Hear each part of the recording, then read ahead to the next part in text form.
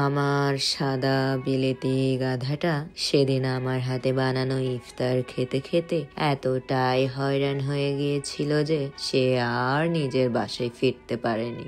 আমার বাসায় ঘুমিয়ে পড়েছিল।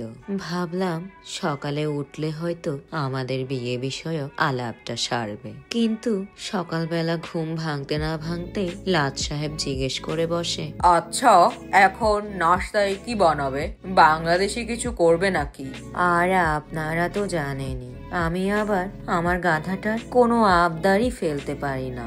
এত আশা নিয়ে দেশি কিছু একটা খেতে চেয়েছে, কিন্তু বাসায় কোনো বাজার নেই। তাই সোজা চলে এলাম বাদামি পাড়ার এক নোয়াখাইলার দোকানে। সেখানে সবজি কেনার সময় কচুলতি দেখে গর্ধবটা বলল, আরে এটা আবার কি?